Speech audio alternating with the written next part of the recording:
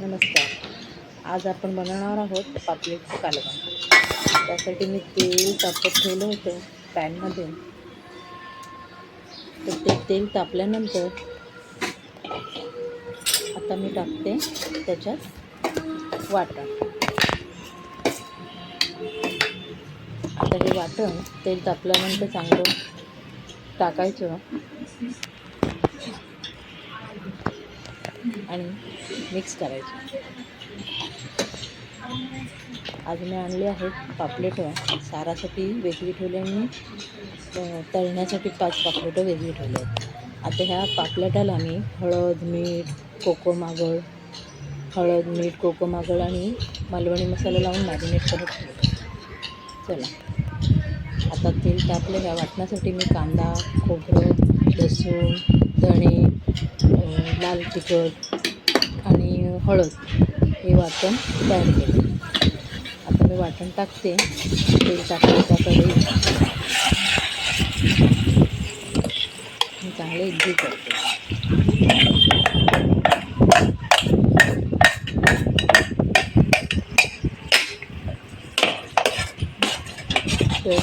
नंतर मी वाटणामध्ये आवश्यकतेनुसार पाणी टाकते.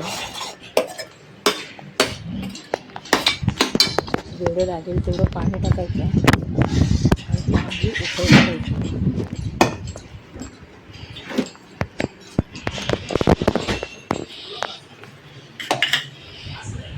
पापलेट मला सगळं चांगलीच भेटली तळणीकडे. आता मी ह्याला आवश्यकतेनुसार पाणी टाकते. थोडं मिक्सरच्या भांड्यामध्ये पण पाणी टाकून घेतलं आणि ते पाणी टाकते.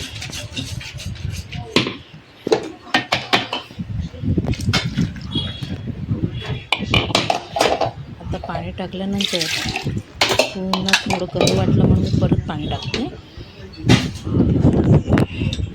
आणि चांगलं एकजीव केलं कालवण वाटण टाकून. थोडं पाणी कमी वाटलं म्हणून आता मिक्सरच्या भांड्यात मी थोडं पाणी टाकून ते पाणी टाकते. आता ह्याच्यात मी कोकम टाकणार आहे आणि कोथिंबीर टाकून एक कड आल्यावर त्यात मी मिरची सोडणार आहे.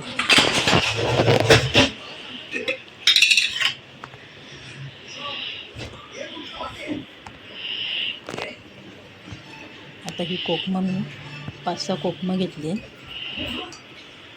ती टाकत आहे. ही सारासाठी पापलेट ठेवली. 5 पापलेट सारासाठी आणि 5 पापलेट तळण्यासाठी.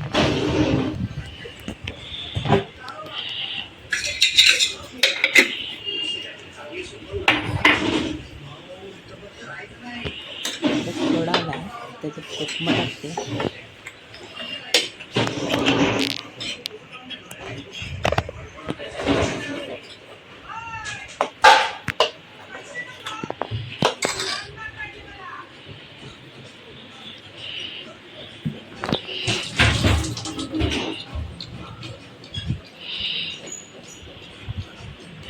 कोकम टाकते आता मी 5-6.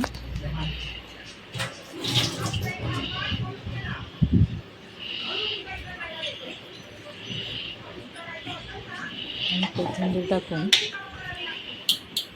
आवश्यकतेनुसार मीठ टाकते.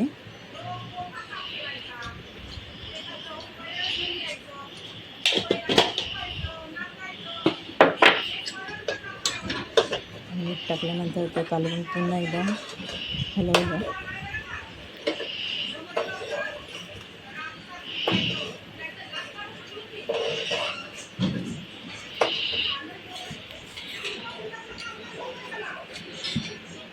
आता कोथिंबीर टाकायची त्याच्यात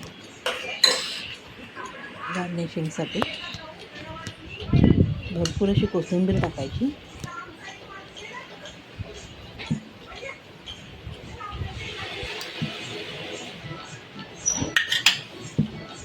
कोथिंबीर टाकल्यावर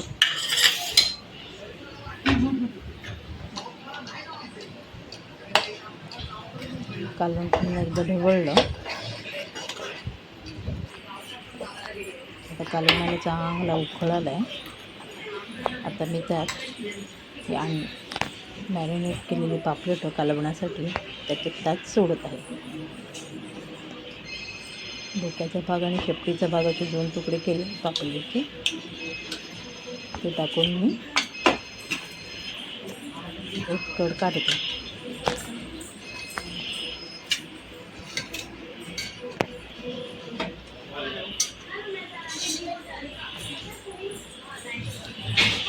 जे उरलेलं पाणी होतं मॅरिनेट केलेलं ते मी फ्राय मच्छीसाठी पापलेट ठेवली होती ते त्याला लावून एकजीव करून घेते.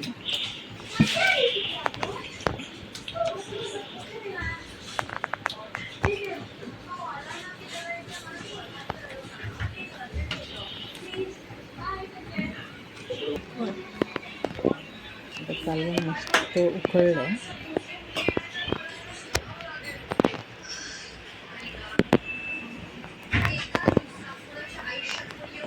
आता कालवण हे झालं आहे.